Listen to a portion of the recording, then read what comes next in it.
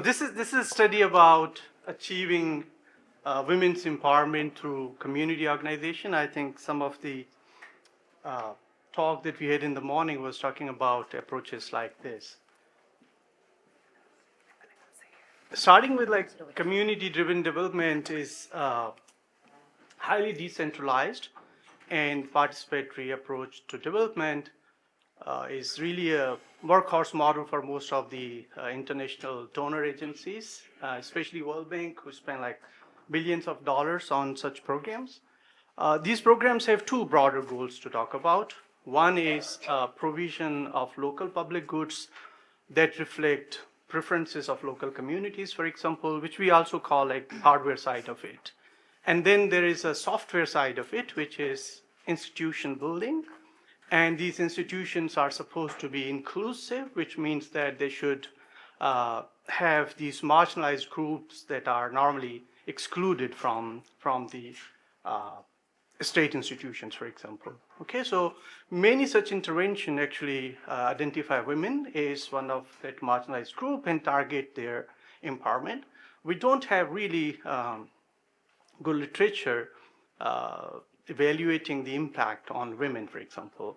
There are two studies that I could identify who specifically evaluated impact of such programs on women's empowerment showed mixed results. So one is from Congo, where the intervention was to have the parity in 50% of the community organizations for women, and they found no impact on any of the outcome variables. Then we had another one which was considered more radical in Afghanistan. Here again, there was a 50% parity for some of the community organizations, but then also at least one of the project was supposed to be conceived by women leaders, and then there is some impact that we see. And the impact was primarily coming from the perception side, not much still on the action side, okay? If I have to sum this up, what we really understand from this literature, the issue is that whenever we have mixed groups where there are women and men in these community organizations, there is always a male dominance. And this male dominance comes through different channels. So I've at least identified like 4 channels here. So first one is, for example, even though there is a mandated number of women that are supposed to be in these organizations, but their participation remains minimal. For example, they don't talk in meeting, they might be more often absent in these meetings and so forth. We also have an issue of what is an appropriate level of mandated, for example, inclusion of women. So I gave you 2 examples where it was 50% parity, but not in all community organizations there's a 50% parity. So we do see the lower impact where there isn't that much extent of inclusion. We had 2 other evidences. One is from these kind of studies, and another one from the behavioral studies. One is that when women are in public space, they strategically submit themselves to social norms. And these norms are, of course, the male dominant norms. So even if they are in the leadership position, they will take what is a male dominant approach to it. For example, what is the role of women or what is the role of male? And then we also have some lab field experiment that says that even women's behavior is different in contributions to public good games when they are women-only groups versus in men and women group. And in the mixed group, they are more pessimist and they contribute less to public good. What we do in this study, the basic question is that, okay, could we achieve women's empowerment in a setup where we don't have this mixed group problem, okay? Or put it differently, could we achieve women's empowerment in the programs where women are the only beneficiaries? One natural advantage of this is that if there are only women who are participating in these community organizations, we will be creating women leaders, okay? And they generate different kind of channels. For example, leaders in these organizations are often trained on management skills. For example, they make important decisions about the community organization so they can have a different impact, for example, than the normal a participant, for example, in the community organization. So the second question that we asked, that does the leadership result in women's empowerment? Answering that question is normally more trickier for development economists, if you know, because there's a self-selection of women into the leadership role. So it's really difficult to identify counterfactual in that case. So we were lucky, because of the structure of the program, that after the midline, even the control group got the treatment in this case. So we know then the leaders in the control group are prospect leaders in the control group who took on the leadership role, and we compare actually the leaders in the treatment group with those leaders who then became leaders in the control group. Women's empowerment is a very broad concept actually, and we try to be as broad as possible in this. So we take multiple dimensions, having social, economic, and political aspects. So it starts with the access to information, access to public good, intra-household bargaining, civic engagement, perceptions about civic engagement, and then economic well-being along with a trust. So we have in together 9 families of indicators, and each one of them measures the women's empowerment. Before going into the settings, just to give you the brief overview of the results, we find impact on women's access to information about local government in the overall sample, and there was no impact on any of the other indicators. However, we find a substantially stronger impact on women who took on the leadership role. They improved access to public good, but the strongest impact came on changes in their perceptions about their civic engagement. And that was really broad-based because it was coming from each individual component of this family of outcome. And I think what we call is really interesting finding at the end is that this impact, this positive impact that we find was driven by poor leaders, the leaders who were coming from the poor households actually. So we don't find the evidence of elite capture there. Targeting women is important, I think, not to talk much about it, that there are substantial power disadvantages for women, especially in rural areas where most of the CDD programs are implemented. These gender gaps are wider. Pakistan is really an interesting case because we almost top that list from the bottom, which means that in the gender gap index, we are 145 out of 146. And actually, this gender gap is also multidimensional, if you think about it. So we have low economic participation, we have low political participation, we have low access to public good for women, and there's asymmetric information, which again is in 2 dimensions. There are the fewer sources of information, plus there are the poor sources of information as well, okay? What happens with that? So these social norms that are male-dominant norms, along with asymmetric information and limited economic and political mobility, reinforce each other and create this bad equilibrium where we have women excluded from most of the discourses that we are having. Briefly talking about the program, this is EU-funded program which was implemented in 8 poorest districts in Sindh. And this is a typical CDD program having 2 components, as I told you, both hardware side and the software side. The software side is institutional building based on social mobilization, for example. Our study is in one of those districts, Tandolayar, and we covered 2 union councils. Okay, very briefly tell what happens here is that it starts with the rural support programs, going to houses and mobilizing women. And these women are then mobilized into what we call the lower tier community organizations. And each community organization is around 20 households. Once these community organizations are mobilized, then they federate into what we call the village organization. And in each village organization, there is a representation of all these CEOs, okay? The way CEOs work is that once the community organization is formed, there is election for the president and for the general secretary. And these president and the general secretary often then become the members of the VO, okay? And then all the VOs, they federate into a union council level organization, which we call the LSO. Most of the decisions, especially about the support packages, are taken at the middle tier level, which we call village organizations, okay? So at the midline, I mean, our numbers are very different at the end line, which we did also. So at the midline, we created like 125 COs. In every CO, there were on average 21 members, and the coverage was like 72% of the households in any neighborhood were part of these COs. So these were really broad-based kind of community organizations. They federated into 12 VOs and 2 LSOs. These numbers then became more than double once the control group also got treatment. Okay, once these organizations were formed, they meet regularly. They discuss the income generating grants that were coming from the community organization members.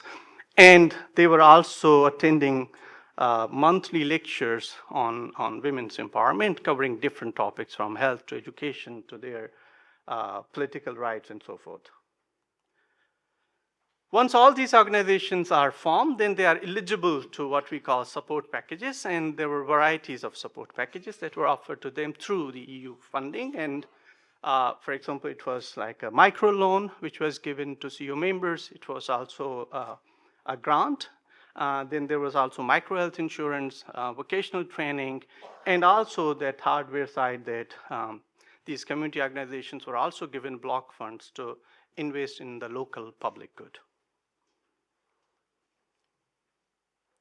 For this study, the entire catchment of these two UCs were our population, or the sampling frame you can call, which was having 150 goat and was having around population of 45,000. So the way we randomized it was in the beginning, working with our implementing partners, that how many village organizations we can form from there, and it turned out to be, this will be around 23.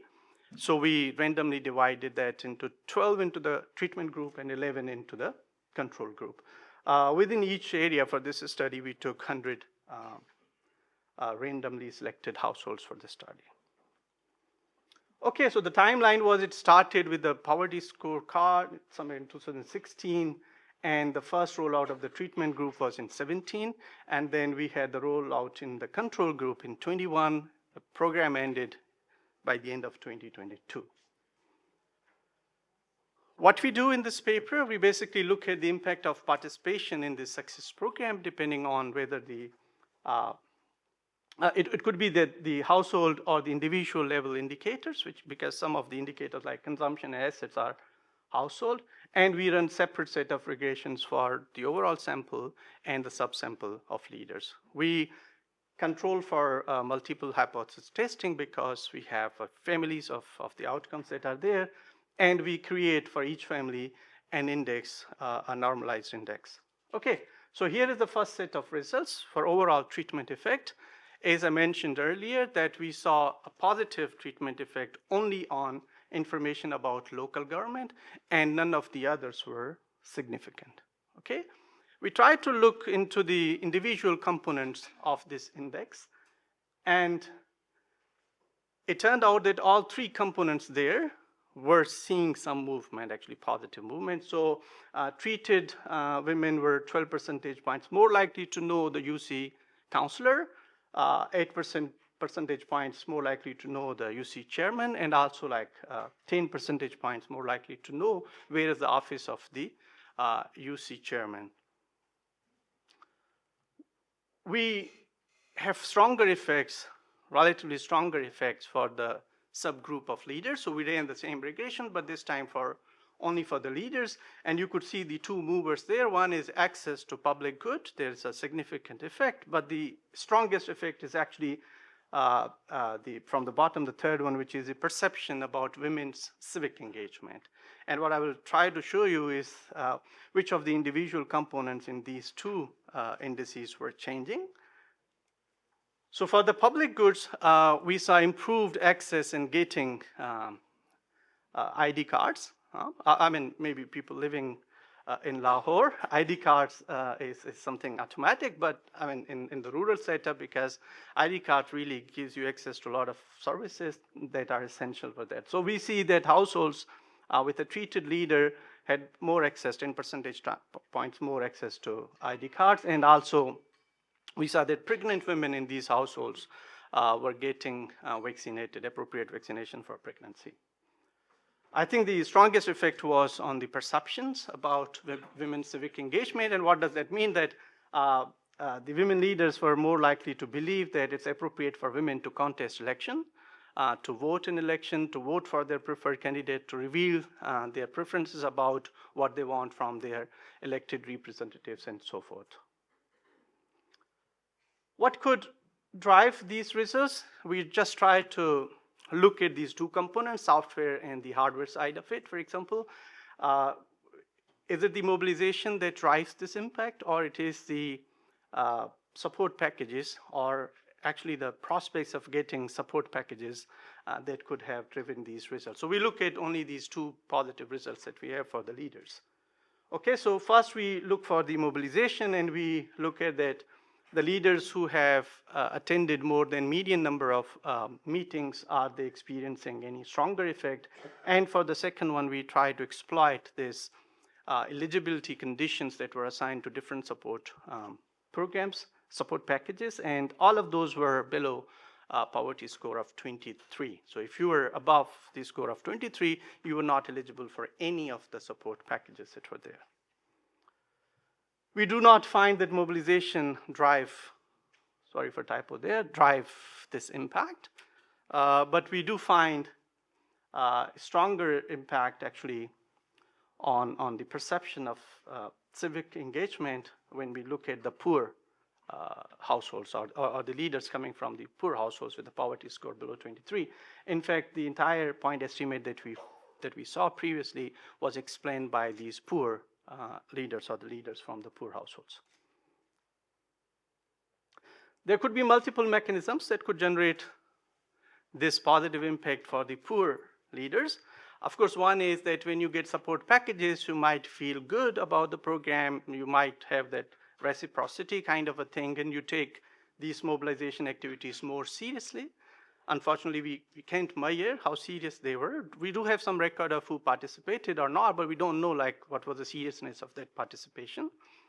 It could also come through that economic impact, because mobilization does take care of some of the, let's say, giving you micro loan or the grant, you can have economic impact, but this seems also very unlikely because we had no impact of the program on consumption or on assets.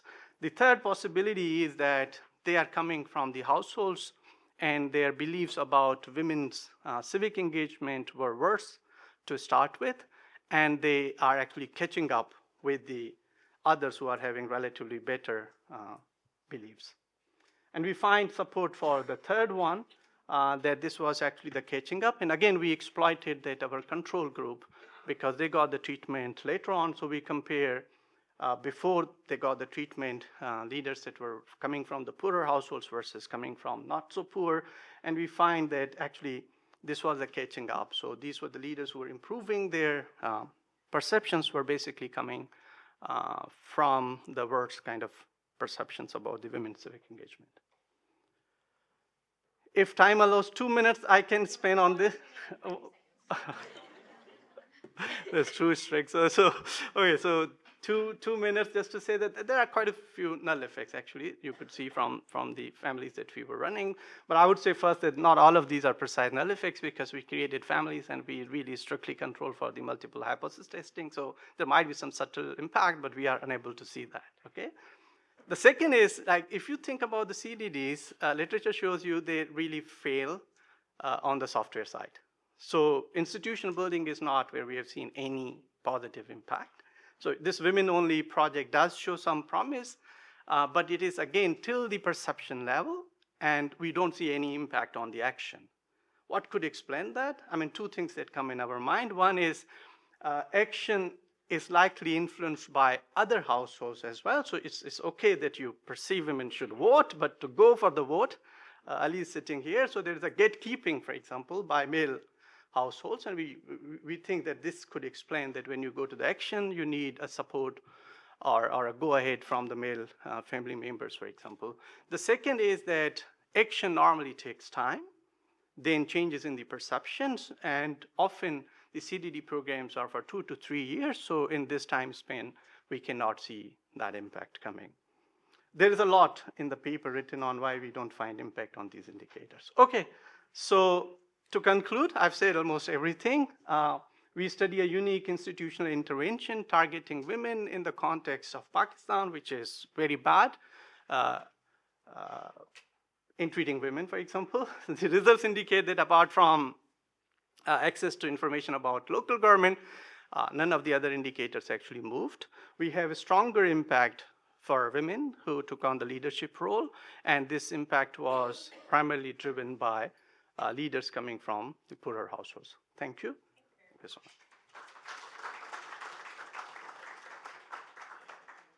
Hi, everyone. I'm really happy to be here. This is my first time at the Path to Development Conference, but for the last few years, I've been following it online with much envy, and so I'm very glad to have finally made it over. I'm presenting a paper that's called How Does Co-Ethnicity with Refugees Shape Their Reception? Evidence from Afghan Refugees in Pakistan. It's co-authored with Mashal Malik and Yang Zhu. And I would say we're at relatively early stages of the project in the sense that we've done all our data collection, but we're still trying to figure out the best framing as well as additional analysis to conduct on our data. So I'm very much looking forward to any feedback or comments or questions that you all have. So the research question that motivates our paper is, how does co-ethnicity shape the reception of refugees? So much of the research on migrations and refugee reception has taken place in the global north, but migration flows in the global south frequently take place between neighboring countries in which the ethnic identity of the refugees sometimes is shared by members of host communities. And in this case, the literature has been somewhat contradictory. On the one hand, it might be that co-ethnic host citizens are more welcoming than non-co-ethnics because of reasons of shared identity ties. On the other hand, some research has suggested that fears of economic competition from refugees, or fears that you as a host community member of that ethnic group might be mistaken for a migrant, might actually result in greater opposition to refugee presence. So we are studying these questions in the context of Pakistan, which you may all already be familiar with this. Pakistan is the 5th largest refugee hosting country globally. Since at least 1979, it has hosted millions of Afghan refugees. So in 1979, of course, Afghans were leaving following the Soviet invasion of the country. But since that time, Afghan refugees have entered Pakistan in at least 4 distinct waves, the most recent of which was the Taliban retake over of Afghanistan following U.S. withdrawal in 2021. So estimates are that since that time, another 700,000 Afghan refugees have entered Pakistan. This is data from UNHCR, which shows that about 1.4 million registered refugees are located. So the key thing to know about refugees in Pakistan is that estimates suggest that there are about 3 million of them exist in Pakistan, but they fall within 3 different categories. So registered refugees make up about 1.4 million. These registered refugees are known as POC cardholders. So POC is POR, so proof of registration cardholders.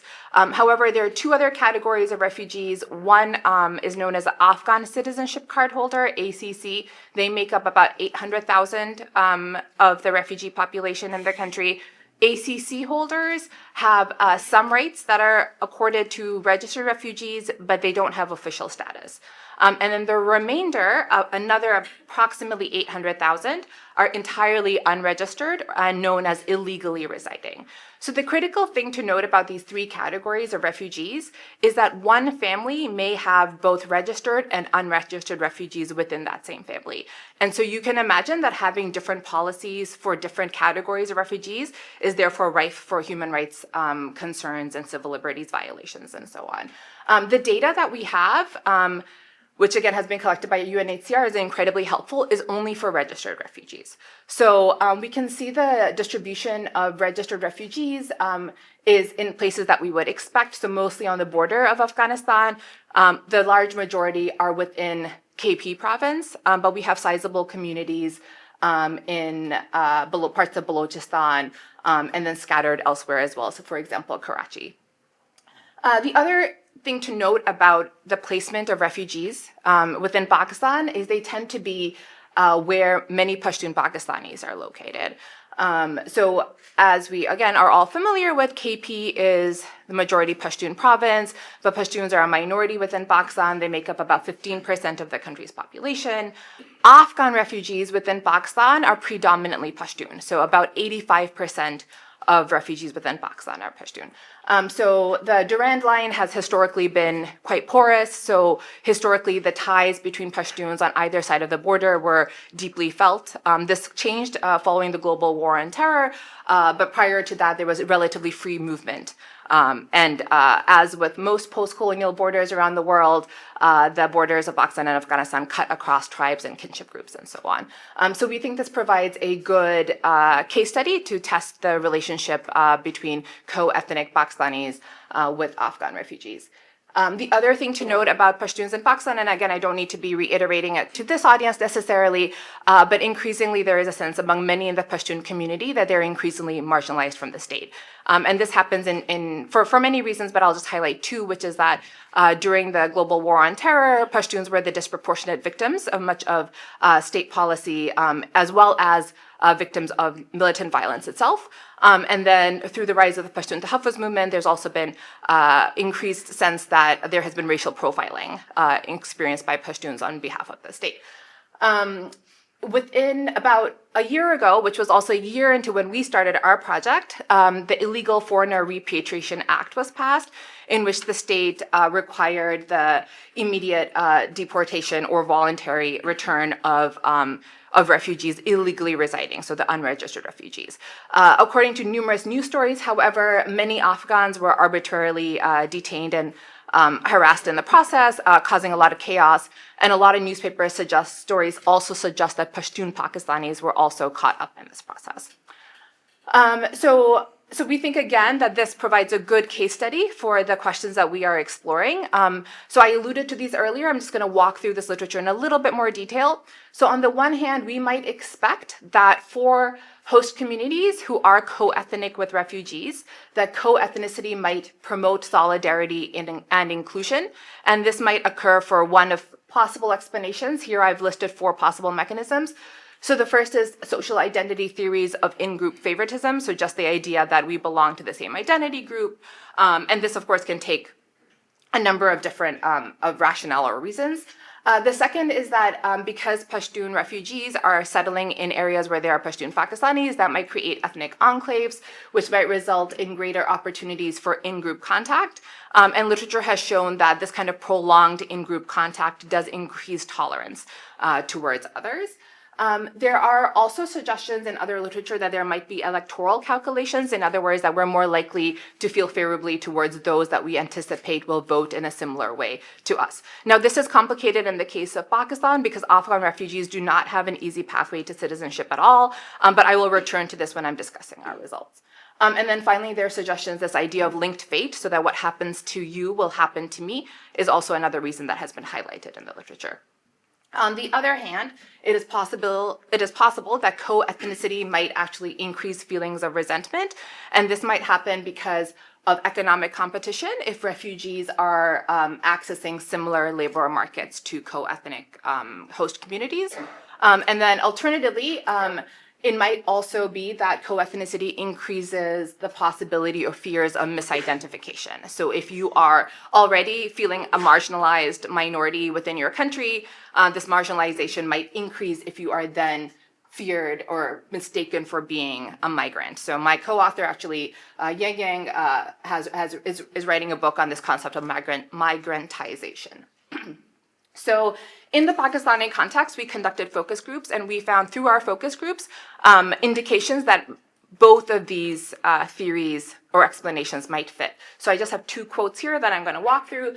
So one focus group participant said about Afghan refugees, they were Pashtun themselves, yes, we all live together. We don't discriminate like, oh, they're a Mohajir or something else. If someone dies, we go there, help them in preparing food. We don't discriminate that, no, they are Afghans. They also do the same. On the other hand, in another focus group discussion, a participant said, I don't care who has relations with them being refugees. In their presence, I say they should go back to their country. So we saw, once again, these are both Pashtun focus group participants, and we saw evidence of both. So our research methodology was multi-method and kind of spread out over 2 years. So first we did elite interviews with journalists, NGOs, and academics in the summer of 2022, this including international organizations such as UNHCR. These interviews were conducted by me in Islamabad, but included people who are based in Peshawar. Then that winter, we conducted 2 focus groups with host communities. One focus group was female, one was male. Both of these were in KP. Then we did 2 focus groups with Afghan refugees, and these focus groups one was for newly arrived refugees and one were more established. We trained the moderator of these focus groups, but the focus groups themselves were carried out by Gallup Pakistan. Then the following summer, we conducted more elite interviews, this time with local bureaucrats and politicians. These were conducted by my co-author in Karachi and by myself in Islamabad. And then finally, we conducted the survey in the summer of 2024. And this is the main method that I'll be showcasing today. So the survey was conducted among 3,500 Pakistani respondents. And we had a sample of 65% Pashtun. And this was possible because we did not have a nationally representative survey. Rather, what we did was we chose the districts which UNHCR has coded as being the highest presence of Afghan refugees. So these were then not nationally representative, but host community representative. So those 15 districts, of these 8 were in KP province and 7 were outside of KP province. There were security issues which prevented access to 2 districts in KP while the survey was being conducted by Gallup. And so we reallocated the data, the sample that was supposed to be in those districts, to other places within KP. In the survey, we embedded a conjoint experiment as well as an audio vignette experiment. The order of these experiments was randomized. Today, I'll only be showing the results for the conjoint. And the respondents had the option to take the survey in either Pashto or Urdu. I think about 40-ish% of the Pashtun population chose to take the survey in Pashto. The survey took about 30 minutes, and respondents received, as a thank you for their time, a mobile phone top-up at the end. So I will now show you the conjoint, and then I'll walk you through the results. So many of you are probably familiar with this methodology. It's becoming increasingly popular in political science. What's good about it is it allows us to test multiple causal hypotheses kind of simultaneously. And so in our case, we showed 2 hypothetical profiles of refugees and asked respondents which one they would prefer to stay in the country. And so I'm just going to walk you through and we can talk in more detail. So the prompt that they got was, now I will show you 2 profiles of Afghan refugees. These 2 Afghan refugees are not registered in Pakistan, but they both want to stay here. After I tell you some details about each of these refugees, I want you to pick which one you would prefer to stay in Pakistan. So it was what's called a forced choice design, so they had to pick one or the other. And then we chose 4 refugee attributes, which varied. We would have chosen a lot more, but this was conducted orally because literacy rates, can sometimes be problematic. And so we didn't want to have a long list with people unable to maintain this information in their mind. So ethnicity, we had a Pashtun, Tajik, or Uzbek, 50% probability of the refugee being Pashtun because it's the majority of the refugees in the country. Gender, either male or female. Occupation, we showed them the occupation of the refugee's household.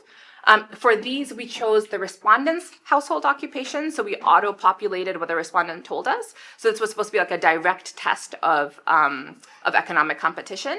And then the other 3 occupations were what UNHCR had coded as being the predominant occupations of refugees. And then we have 3 options of time spent in Pakistan. So this was, again, getting at the different waves. So 3 years, most recent, 15 years, and 40 years. We had 3 categories. So for this experiment, the outcome was a forced choice, right? So either choose one of the 2 profiles of refugees.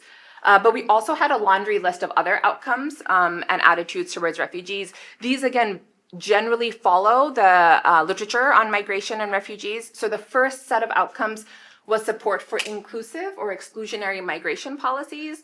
The most important of these was the support for the Illegal Foreigner Repatriation Act, which was very salient in the minds of the respondents because it had passed just a few months earlier. So support of the government policy of ordering illegal Afghans to leave. But we also asked support for registered Afghans leaving, support for Afghans married to Pakistan Pakistanis, support for Afghans born in Pakistan, support for detention and arrest of Afghan refugees as well. The way we framed these questions was a mix of negative and positive, but I'll be showing the results as all recoded to show negative for ease of interpretation. Our second category of outcome was just pure tolerance or social attitudes. And so this was a feeling thermometer on a scale of 0 to 100. How warmly do you feel? And then would you be comfortable having an Afghan refugee as a neighbor, friend, or family member?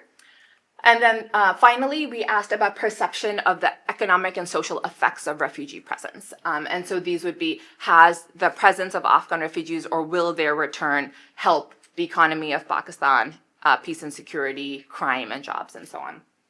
Great. Okay, so these are the results. These are the conjoint results. I'm going to walk through them pretty quickly. I would say they're fairly intuitive. So again, you're probably all familiar with the conjoint results and how to read them, but just very quickly, this coefficient plot, basically the dotted line can be thought of as like a coin flip or 50-50% chance. So if a particular refugee attribute doesn't matter to me at all, it would be on that line. So you can see for the unconditional results, which is for the full sample, that Pashtun ethnicity was preferred to other ethnicities. Gender, however, it didn't matter at all, which is actually very distinct from the rest of literature. So when this is done in most countries in the world, a lot of meta-analyses have been done on this topic. People much prefer female refugees.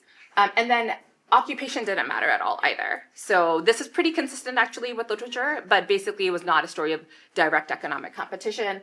And then finally, refugees who had been present for longer were preferred to those who were more recent. And then we subset the data conditional on whether the respondent was non-Pashtun or conditional on when the respondent was Pashtun. And the only thing in the interest of time that I want to point to here is that both non-Pashtun and Pashtun Pakistanis preferred Pashtun Afghan refugees, but this was much more strongly felt in the case of the Pashtun respondents themselves. Okay, so I have about 4 minutes left. One thing I want to note about the conjoint is that we actually had a very high level of missingness. So about 33% of the respondents, of Pashtun respondents in particular, chose not to choose a refugee profile, despite their numerator's best efforts at getting them to choose. And the numerator has suggested to us that they think it was because the respondents said they wanted neither of the refugees to stay. So keeping this information in mind, what I want to show you next is observational data. So we wanted to understand more about attitudes towards refugees independent of this forced choice. And so that's when we come to like the battery of questions that I showed you that we asked. Now, this is a lot of data, so I'm just going to show you some things to give you a sense. But the first row is the social attitudes, right? So unwillingness to have Afghan refugees as a neighbor, friend, or family member. And the rest of these are policies. Now, all of these have been coded such that higher percentages mean more intolerant or exclusionary attitudes. Now, if you just look at the first column, which is the full sample, generally everybody is not supportive, right? So 74% of the full sample agreed with the Illegal Foreigner Repatriation Act, right? This idea that the government was correct to send the illegally residing Afghan refugees back. But even registered refugees, should they go back to Afghanistan, 57.5% of our sample said yes, right? So these are fairly high levels of intolerance or exclusionary support. If you go down to when we're talking about Afghan refugees being married to Pakistanis or Afghan refugees born in Pakistan, that's where the numbers start to get lower. And then quickly, the difference between Pashtuns and non-Pashtuns was there. So certainly it was the case that Pashtuns were more supportive than non-Pashtuns, but so these are difference between Pashtuns and non-Pashtuns. And so if you're above the dotted line, this was a significant finding.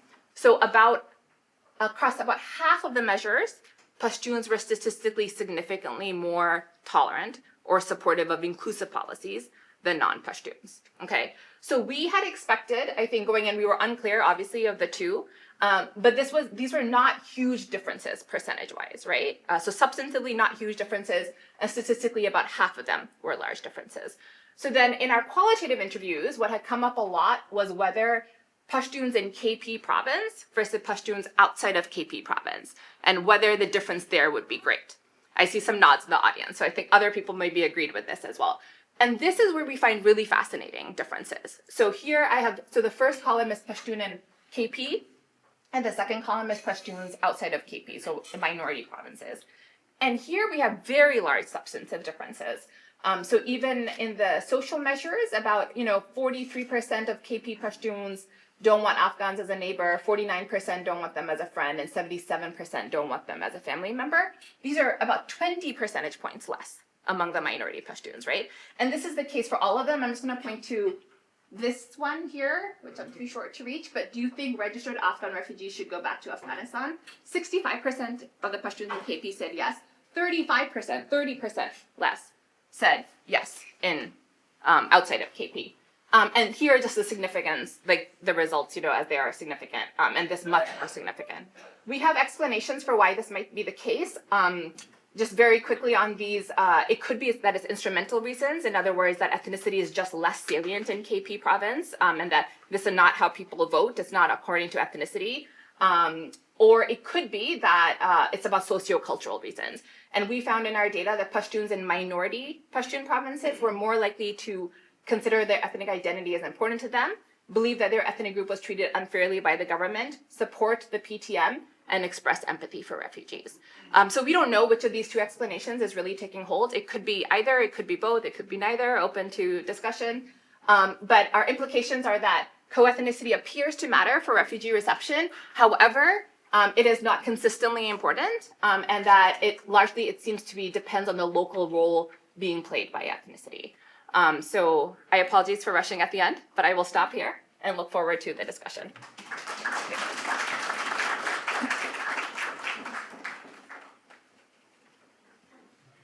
Okay.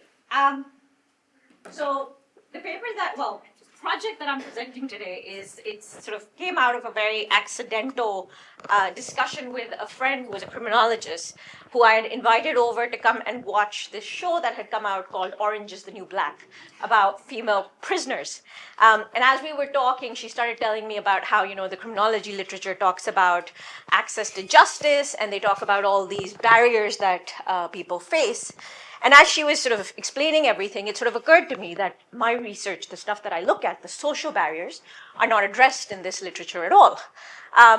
And it started out as a co-authored project, but she sort of dropped out very quickly.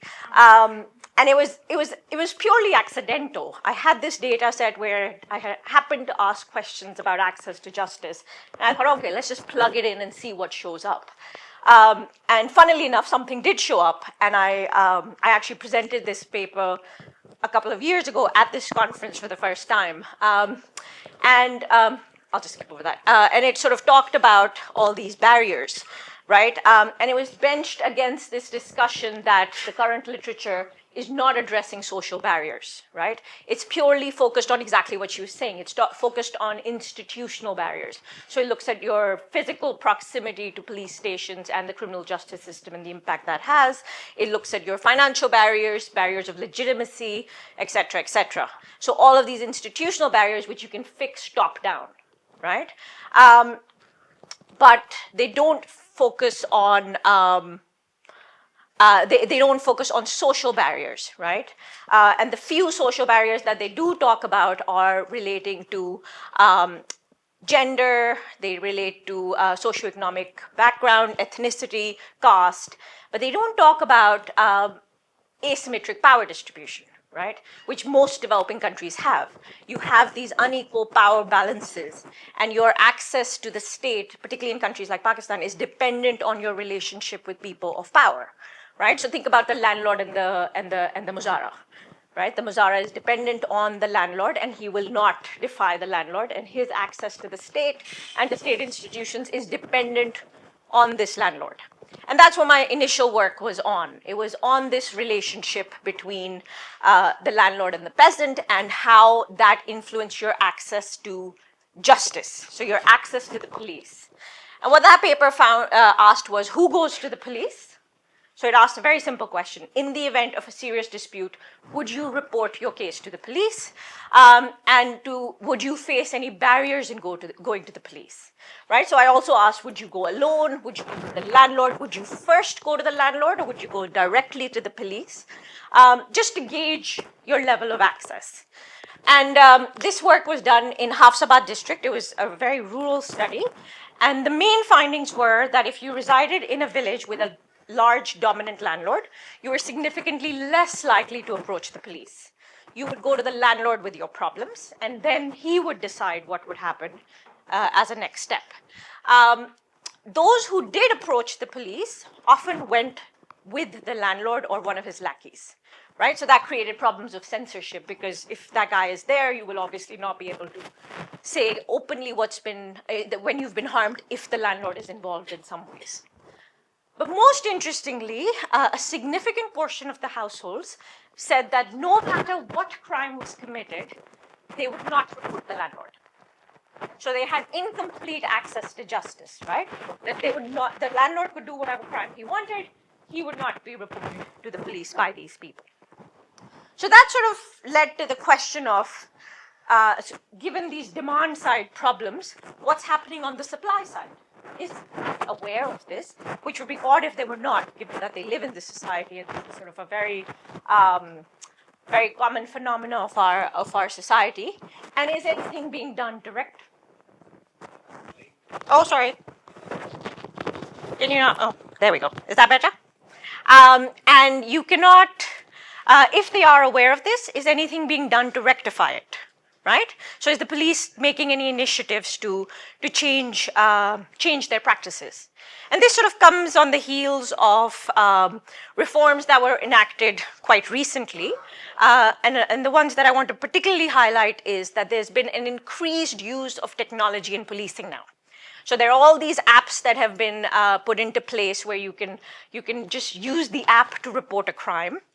There are some specifically for female-related crimes. There's an app called Mera Pyara. If your child gets lost or kidnapped, then you can use that app to very quickly report it and get access to justice. And then also there's, I think it's 15 you dial if there's to report a crime. And what's most interesting is that this previously, when you wanted to report a crime through the phone, it went to the local police station. That's not what happens now. It goes to Safe City, which is a central police, and I'm talking about Punjab here now. It goes to the central office, and then it's sort of, the idea is that it gets followed. But what is also interesting is at every police station now, they have a ticketing booth. When you arrive to the police station, you get a ticket. You put in your mobile number, and you get a ticket. And that ticket is then gone. It goes automatically to Safe City, and it can be followed. Okay, all right. Mavish Shami came with this phone number. She had ticket number 5 on the 14th of December. What happened? Where is the FIR for this? If there was no FIR filed, why? So, there's a paper trail of all of this. And the idea is that the discretion of the SHO, the police officer in charge of the Thana, is taken away.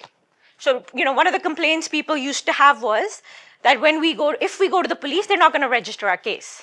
So we have to go with some reference. But that's now taken away, right? Because it's all recorded. It's being monitored centrally.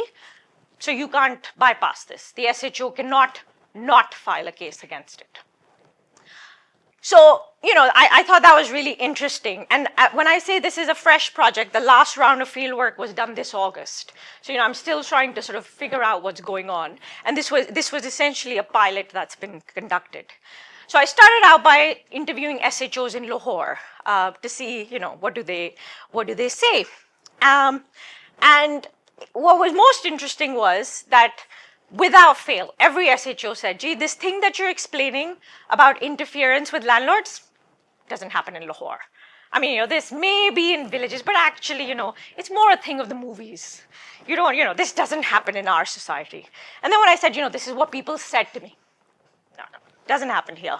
But Lahore is a big city. We're well connected. There's lots of opportunity. There's no interference.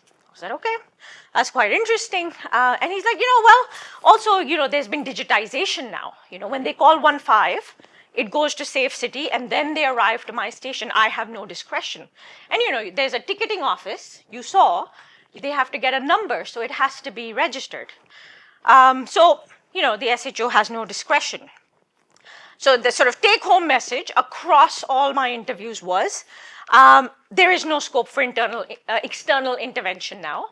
This sort of power relation has no impact because we are using technology to root it out. And that sounds quite amazing, right? And you sort of went to these police offices, these police stations, and it seemed like what they said kind of was gelling. There was foot traffic, there were people around. So, maybe he was right. The one thing that I found most interesting was sitting in the SHO's office in Lahore, lots of people were coming in and out. And they were from all walks of life. And they would come and bring their case to the SHO, including children. So I had this one girl show up. She must have been like 12 or 13, and she came with her 80-year-old brother, and she said, my father was away, my mother is dead, and this guy broke into our house, so we locked him into the store, and we've come to you. But what I found most interesting was she said, if you pull out the CCTV from our street, you can see. She was aware that, they are monitored. And I thought that was quite interesting on levels of awareness in society, even amongst young kids. But what was interesting was that while some people came alone, a lot of them were coming in groups. So the idea of censorship still, I would think, remains a concern. The other interesting thing was that the ticket machine was, so the first station I went to, he talked about this ticketing thing. And I said, oh, that's really curious. Can you show me how it works? He's like, turn on the machine, turn on the machine. The machine was not turned on. And this was like 4 o'clock in the afternoon. Acha, madam, can we get your number? I said, oh, I'm sorry, I don't have a local number. No problem. Give me your number, give me your number. Huh? Put Mavish Shami and put your number in. I was like, but what happens now? Because now there's a train. Don't worry about it, madam, no problem. And I got ticket number 1 for the day at 4 o'clock. And what's interesting is while I was doing interviews, people had been coming with a written complaint. So this whole idea that it's all digitized and there's no discretion doesn't seem to be happening on paper. So the idea is a good one. It's just not being implemented right. And also what happens when we have electricity shortages, right? It's not, it doesn't work as well.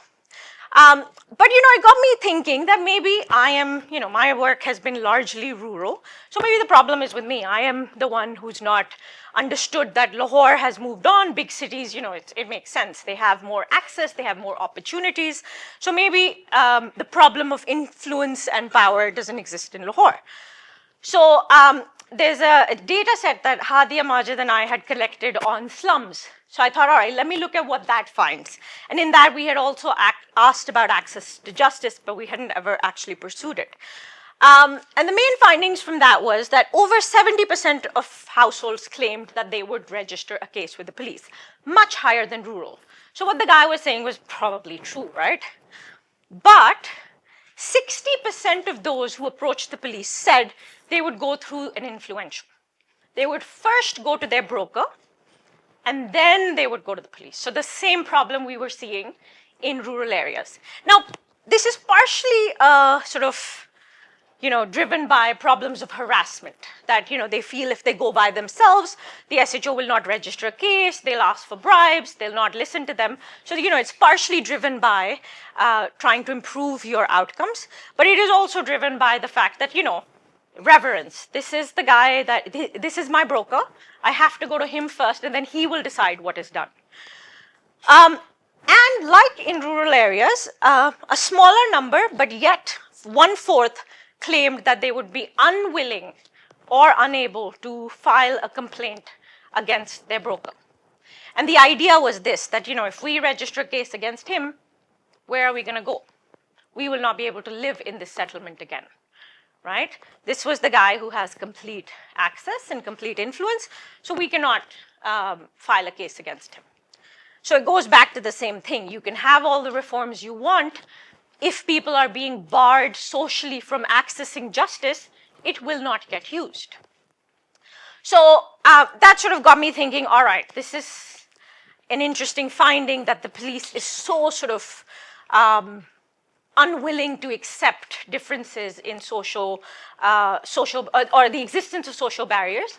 I wonder what's going on in rural areas, given 3 minutes.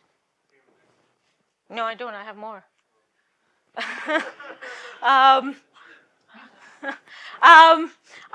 It's only been 12 minutes. It's running there. So I went and conducted interviews in rural Hafsabad, then again with police stations, again to see how do they respond to this, given that there's more engagement between landlords and SHOs in rural areas. And here the finding was extremely baffling. they claimed it was not a problem at all. Said what I was describing happened maybe in the 50s. I don't understand society. Pakistan is not like this. We've moved on. People are so aware. There's now mobile phones. Everything gets recorded. Any crime that is done, people immediately pull out a phone and they record it. So, what's the problem? This does not happen. This is completely outdated. Does not exist at all. Also, what was interesting was, unlike in urban police stations, the footfall in the SHO's office was very little. I did not see people just walking into the SHO's office while I was there, unlike in the city. But there were people at the police station waiting for him. So it is used much less, and it seems like access is much more restricted.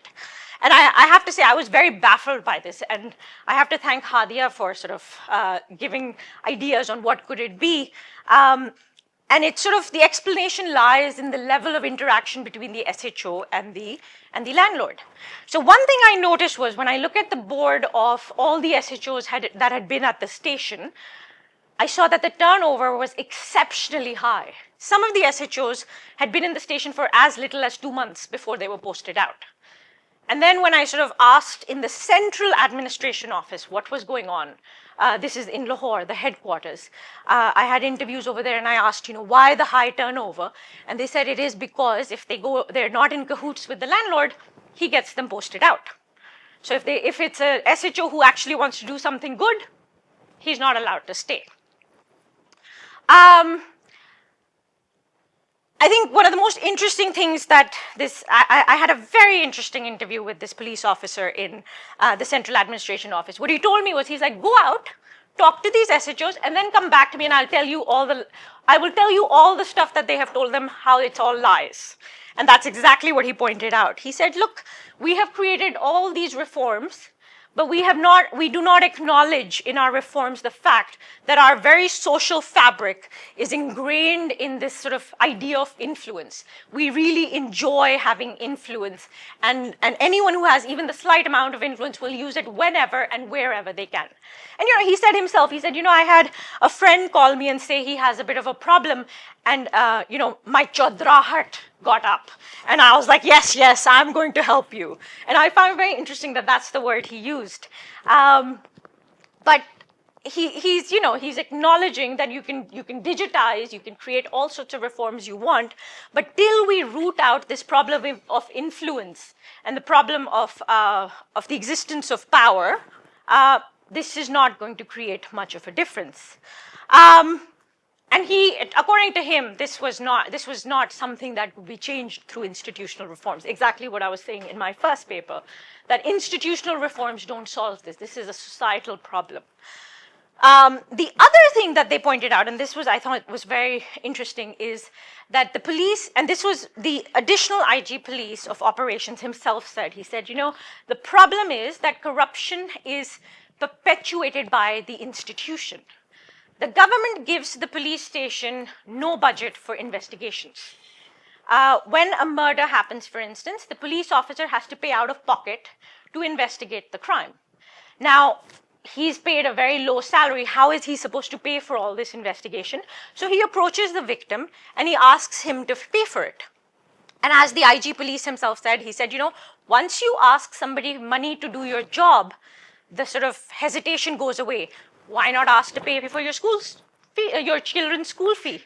Why not pay for your tea? Why not pay for your transport? Why not pay for your air conditioner bill? So the door opens, and it's sort of the sort of very fabric of government policy is promoting corruption. So his point was that till the government does not have a reasonable budget, also, if this case is solved, the government will give you 25,000 for that investigation of a murder. If the case is not solved, you will never get your money back. For all of you who have been living in Pakistan for the last couple of years, you'll see 25,000 gets you very little, and a murder investigation can be quite expensive. So essentially, in a nutshell, so far, what the study is revealing is that there have been positive impacts of the reform. So to say that it has had no impact would be disingenuous. As I said, I did see quite a lot of people, particularly in Lahore, walking into the police station unhindered. And that is quite something, right? A couple of years ago, they would not consider going straight to the police office. Level of access has increased, level of awareness has increased. There is no doubt about that. But there are still a lot of social barriers that prevent people from even using this access. So even though they can call 1-5 and report a crime, they will not, because they are out of reverence of people in power, and they will first go to that person, which means that their level of access is quite restricted. And this goes back to what I sort of pointed out in my first paper in 2022, that you can have all the institutional reforms you want till you do not acknowledge these societal problems that are preventing people from going in the first place. These reforms will have no effect. Thank you very much.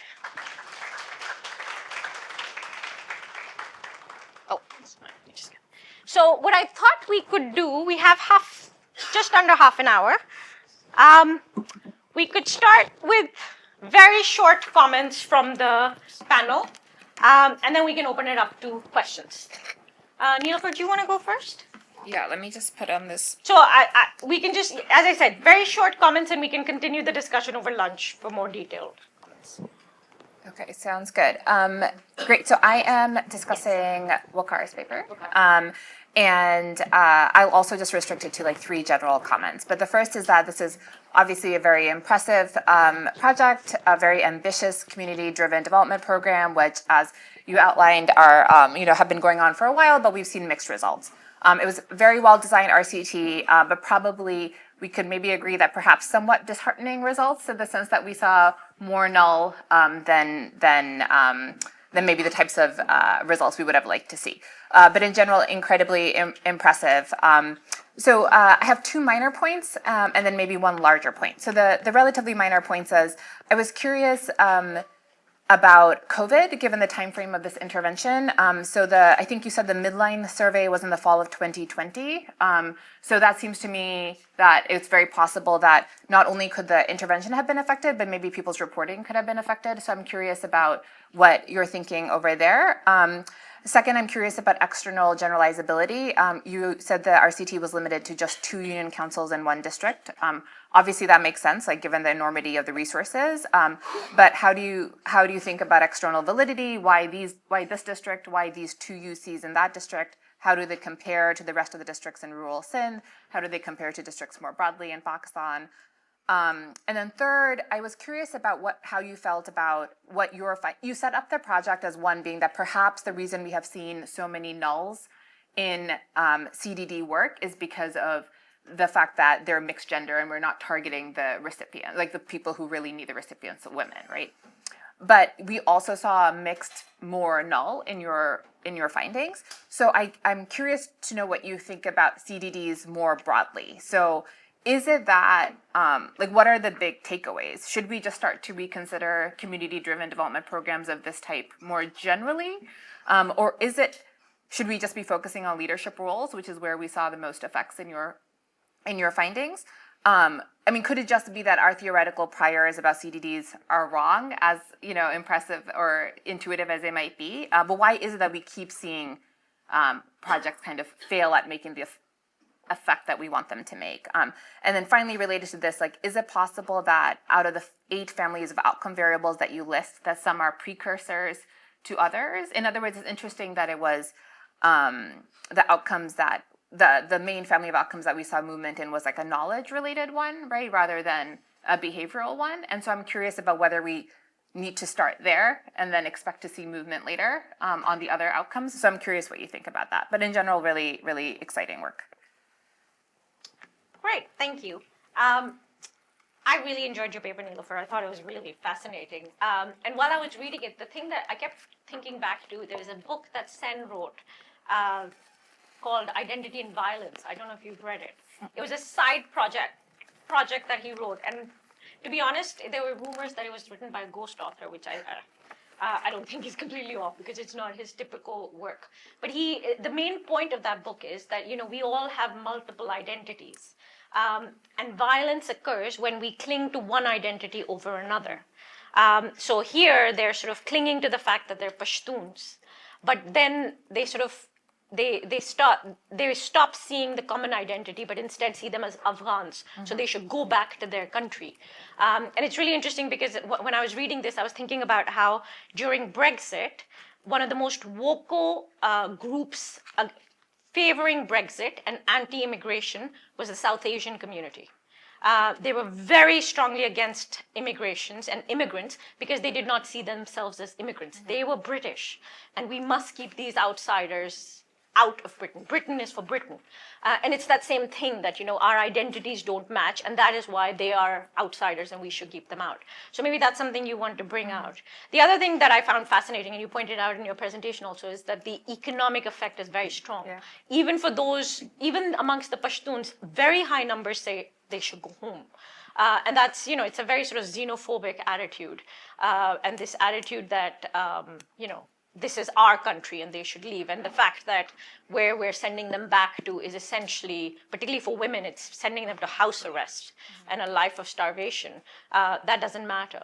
So I thought that was quite fascinating. So I thoroughly enjoyed the paper. Yeah. You didn't have a paper to comment on. Yeah. But really, like a couple of points. I didn't get a paper, so No. I can't commit it properly. That's my fault. fault. There is no paper. Okay, so two things. I mean, the one minor thing that I was thinking about is relationship between an SHO and an influential could be different in urban areas versus rural areas that you were having. So you didn't find many people in the SHO's office in the rural areas. Probably these are too influential and they don't go to SHO. SHO comes to them, or about poor they people. the landlords. Yeah, but no, I'm saying I didn't see poor people Poor coming to the people. station. Yeah. Okay. The one, thought that I was having is that, it was really fascinating to see your interaction with these people. One thing I was just wondering, like, what made you to trust some of the statements and not the others? Because you seem to say that, okay, DIG was right, or maybe they are corrupt because of these reasons, but at the same time, what SHOs were telling you, you were sure that they're lying. So what I said was when the SHO was saying that digitization has taken away his discretion, I questioned that because the machine wasn't even on. There's no ticket being issued that day. I am ticket number 1 at 2 p.m. So what about all those people who came before me? They never got a ticket. So that's why I questioned that. And the other thing I questioned about them where they said that our society is not like this. I was like, well, this is what people are telling me. But you're right. I mean, and this is what I'm saying. I do think change has occurred, and for the positive. But I think there's just a lot more that needs to be done. Yeah. Do you want to respond to Nilofer before we open up? Oh, do you want to respond first? Oh, you don't have to. If you only. I don't have to. You don't have to. That's fine. Nilofer, do you want? Do you want to? You don't have to. Sorry, don't mean to. We can open it up to questions. Should we do that? It's up to you. Let's- Why don't we both respond for 2 minutes? Yeah. And then, do you want to go ahead with Waqar first? Do you want to? Yeah, sure. I have to respond. Sorry, I didn't mean to put you on the No. spot. I like this chair, by the way. Sorry. Okay, so some of the points were really. Oh, sorry. Look, you have to use the mic. No one can hear you. So some of the points are really well taken. We can't say anything about the external validity. Not really a fan of that also. So you either run RCTs or you talk about the external validities too. One of those. I can push it by showing some of the descriptives because remember this is one of the 8 those poorest districts. So I could say that it could represent, but not really. So it's I can't say anything about it that will be really having any validity. A couple of other things. CDDs, broadly speaking, I think there are now some meta-analysis that shows that CDDs broadly fail when it comes to coming up with inclusive institutions. So we do have some support for the hardware side because they identify better projects and they implement it more effectively. But we don't have really on the inclusion side, even just don't think about just the women, but also for the poor or the ethnic minorities, we don't have really the evidence, strong evidence that these institutions have become inclusive. And there's very good reason for that. Because what we are essentially doing that we are creating parallel institutions and these institutions don't have that legitimacy that the state institutions could have. So even in our case, these leadership roles are there, but these are just for the community purposes. So these are not like they're running for the local government or they're running for the electoral system that has really the state backup behind. So that is one of the reasons that why there are failures. We were happy with the results that we were having because generally speaking, because when your starting point is null effects for almost all, and then you find that, okay, there is some movement going on towards, at least towards the perception, and the access to public good was also there. Vaccination is really important for pregnant women. So we were happy about that. And we know that some of these would turn out to be really insignificant. And we have tried to spend good time in paper just explaining why this is the case. The last point, when we were designing, I mean, working with NGOs, I think one thing that we learned is one aspect of being in economics was very useful is that we have to pre-register our RCT. That helped us actually binding the hands of the implementing partners that, look, these are the outcomes that we are interested in and we have to stick to these outcomes. And we really considered that, okay, the first moving things would be perceptions and the, the ideas, and then there would come the action. Exactly. And we deliberately put in there. So access to information is one of those, that you get access to information, you change your perceptions, and then the action comes in. And I think we were right because we didn't find anything on the action side, but there were some changes on the information side. There were changes on the perception side. Great. Thank you so much for coming. Of course. So very quickly, I think those are really well taken points, and I should read that book. I haven't read it before. I think that was fascinating to us as well, and I think where we are right now in this project is trying to figure out or understand why it is that minority Pashtuns, so Pashtuns outside of KP, reacted so differently to the same questions as did Pashtuns within KP. And I think we're trying to disentangle. I don't think we have the data to fully disentangle, but the two category of explanations we have, which I very quickly touched on, is instrumental reasons. In other words, is there some benefit that Pashtuns outside of KP get by increasing Pashtun numbers, right? So this is a big issue in Balochistan in particular, where demographics are quite important. Afghans, I mentioned, cannot vote in Pakistan because pathway to citizenship is very complicated, but there are stories that keep coming up about, particularly in the past, how fake national identity cards have been created, particularly that benefit some Pashtun nationalist groups. The other explanation, which is kind of what you were pointing to, I think, in this relationship of like the comparison to Brexit, is does ethnicity and the salience of ethnicity is contextual, right? So like being Pashtun might matter much more in a context where not everybody around you is Pashtun, right? And so in KP, there's a lot of evidence that the Pashtun identity is not locally resonant, right? That's where kinship groups or tribal groups or other kinds of identities become more resonant. And so it is possible that we're picking up this kind of sociocultural, or I don't know the best term to use for it, and this is what our data showed as well. So, the PTM is more resonant in these other areas than KP. People believe, Pashtuns outside of KP believe they're treated more unfairly by the government, their ethnic identity is held more strongly, and so on. So I'll stop there. Right. So we have 12 minutes before lunch, and I promise we won't eat into lunch. So why don't we start with a round of questions, yeah? Do you want to? Yeah.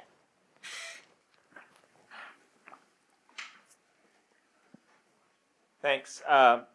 So I actually had another explanation that I thought could be interesting, which is if you think about a model where your ethnicity kind of signals your labor market productivity or something like this, and then if you add refugees, then that muddies the signal because the employer can't disentangle, are you a high skill or a low skill, right?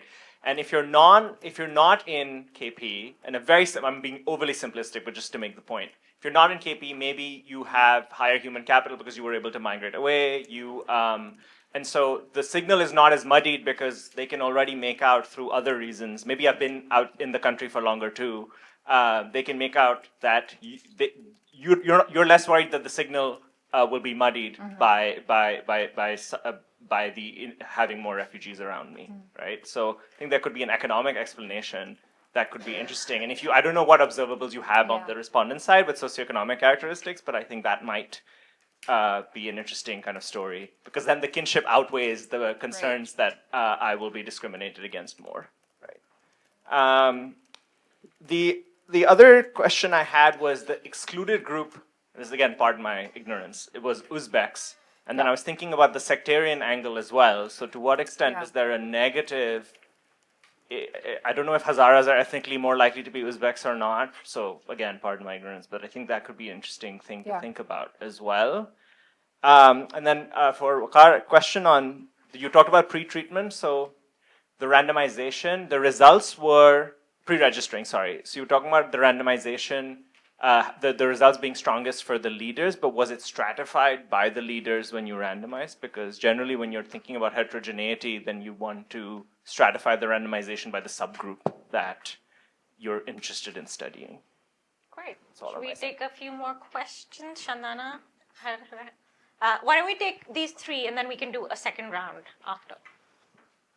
Hi, fascinating papers, really like them all. Very quick question for each one of you. Misha, for you first, I mean, clearly a lot of what you're showing is that institutional reforms don't work because of informal institutions, which is something that we've been talking about for a while. And in that, the one question that I have for you and Hadia's work in the past as well, to help the rest of us, is what is a broker or influential in an urban area? That's something we're still grappling with, is how do you identify them?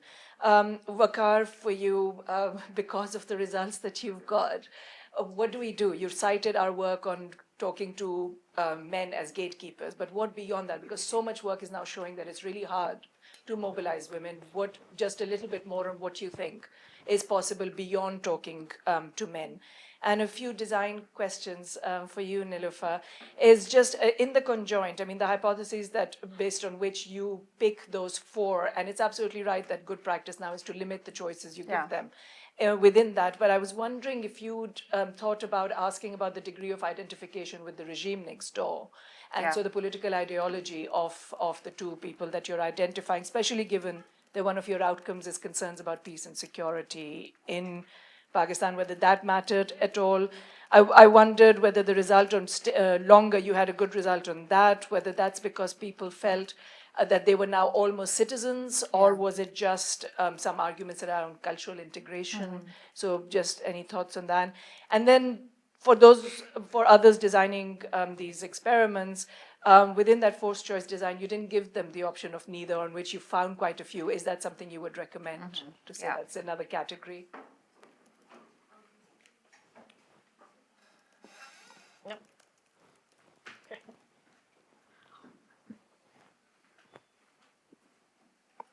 Just a couple of suggestions for Niloufar.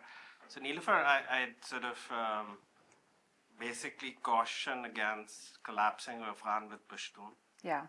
And I think, sort of Afghan roles in local economies, this is for your instrumental reason, would be very different in a city like Karachi than in Peshawar or places in KP. So I think problematizing that. And I think, sort of now the design is done. I think the ethnicity rendering is a bit flat. Yeah. Because, Pashtun identity is spread over a range of dimensions, as Chandana was mentioning. But I think for the results that you have, actually digging down what the perceived role is, it could be that Afghans have a very complementary role to Pashtun communities in Karachi, where they have a much more competitive role in places in KP. So maybe teasing that out through historical data might actually be kind of useful. Mavish, I just kind of felt that a lot of what you're presenting is very sensible to me. So the first thing is that the digitization has changed the cost of reporting, but not of registering crime. There is no change in the law. So when I call up 1-5, my crime does not get registered.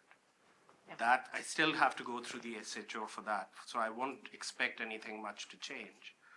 But actually, what you're showing, there's a nice book by Osama Siddiq on law, which is kind of, I think came out in 2012, where he shows that kind of informal settlement mechanisms are very weak in urban areas.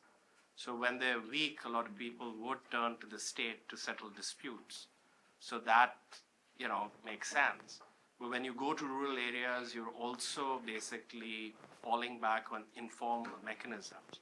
So I think one way to think about this data is really about the complementarity or substitution possibilities within informal and formal mechanisms, and then, how sort of the weakness of one, how does relationships actually change? And how does kind of digitization offer possibilities within that? Great, thank you very much. Should we answer this round and then we can go again? So should we go the same order? Do you want to go first? Oh, good. Nilofer, you want to go first? These are really helpful suggestions. Thank you. I'll take a couple of them. Yes, would we ask a different outcome measure in the conjoint? Yes, we should. I don't know if I would have asked neither, but we should have asked like a Likert score of like preference for that refugee. I think at least lessons learned. I think this is a valid point.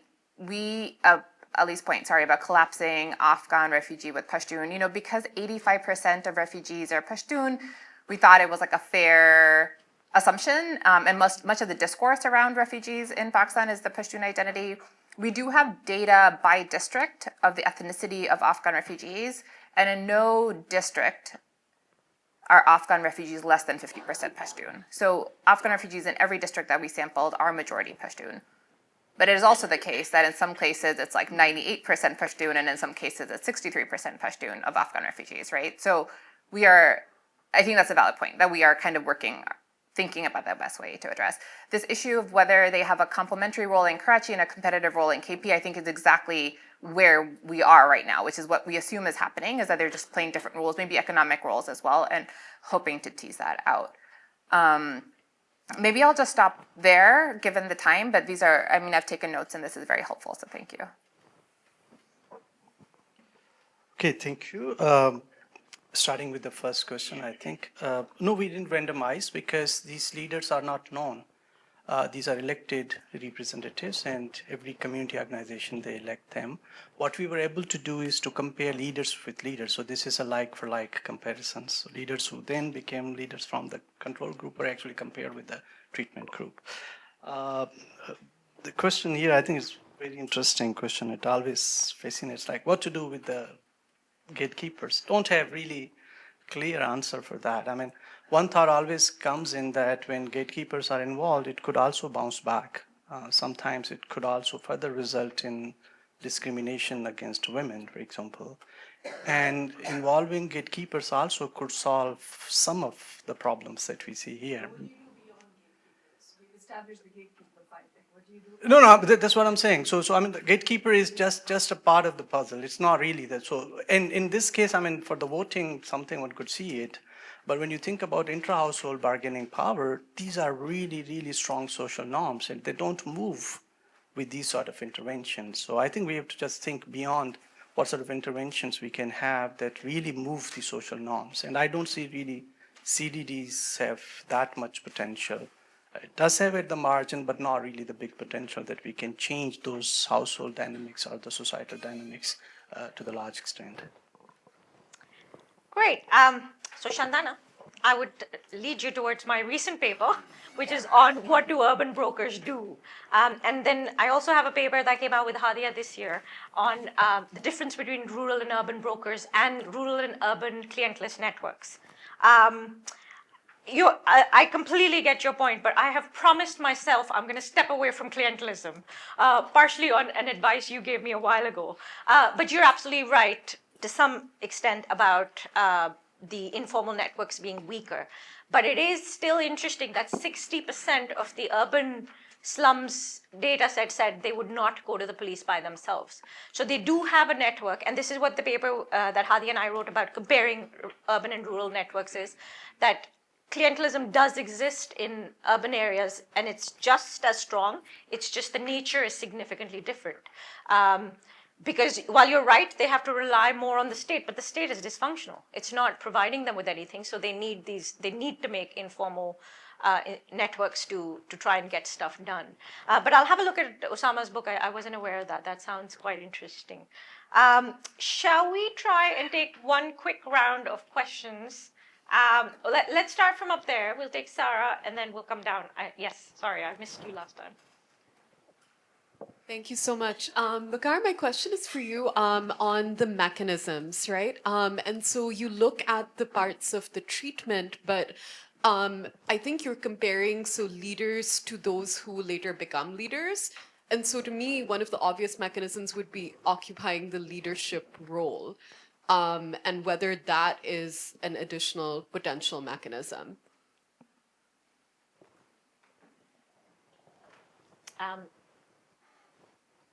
Just a-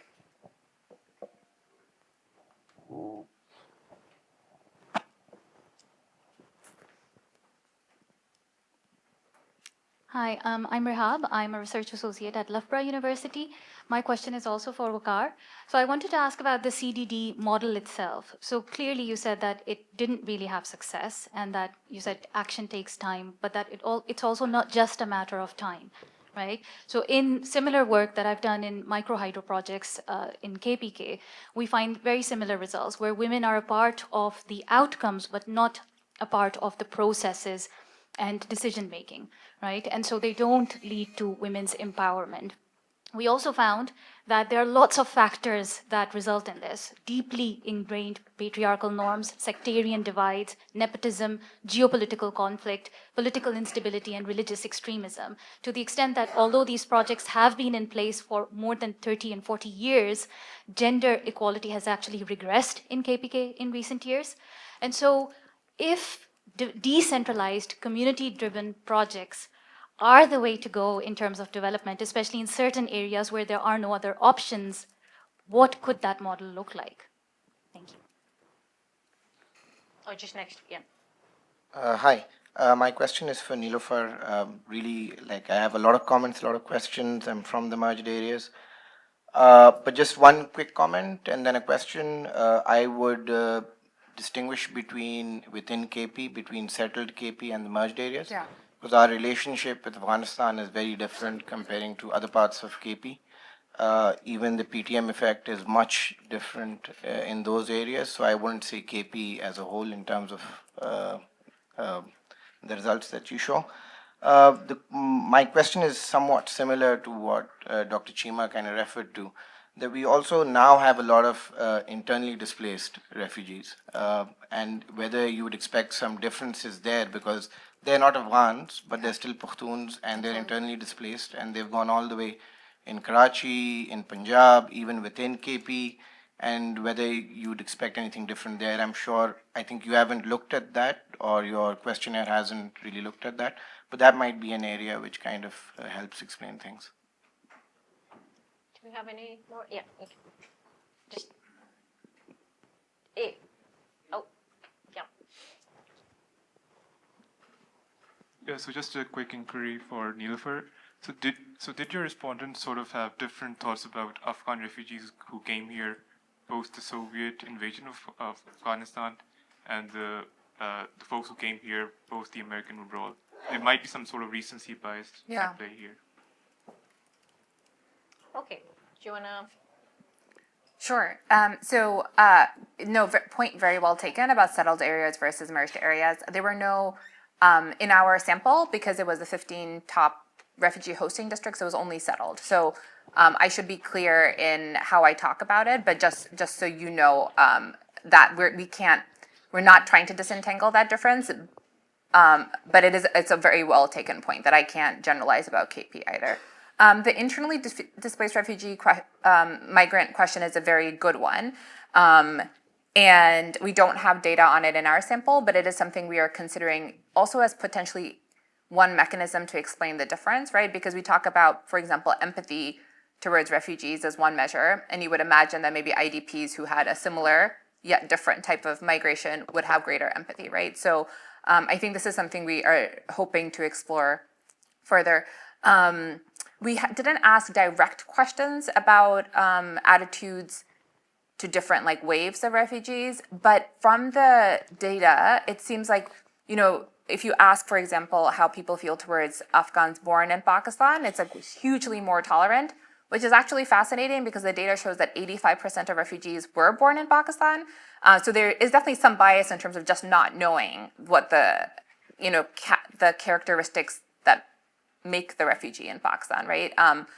But I think that's a good point, and goes back to Shandana's earlier point about, is it that there's something about the regime that we're missing, right? Something about the security or like attitudes towards the Taliban.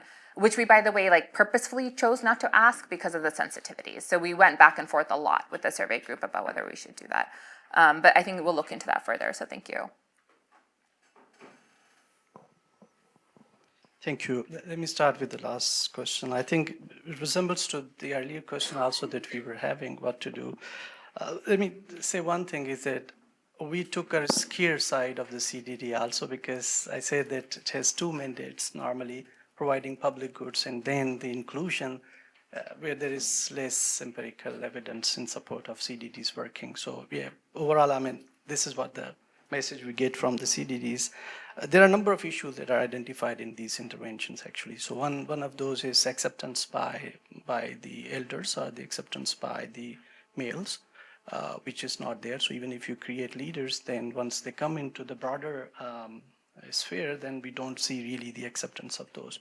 There's also evidence of elite capture there.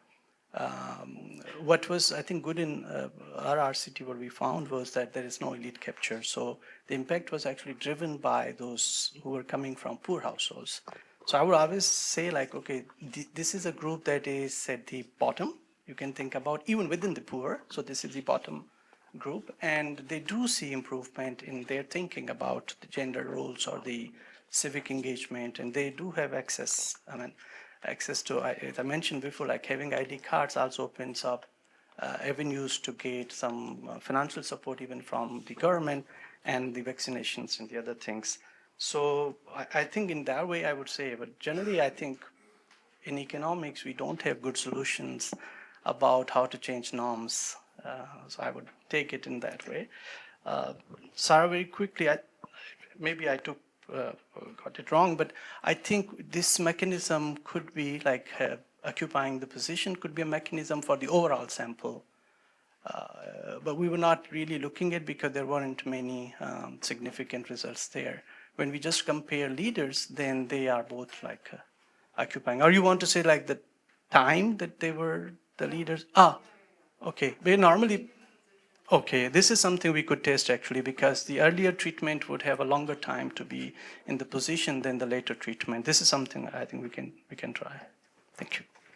Fabulous. Well, thank you very much for an amazing discussion and for lovely papers. And yeah, shall we get the food? Yes.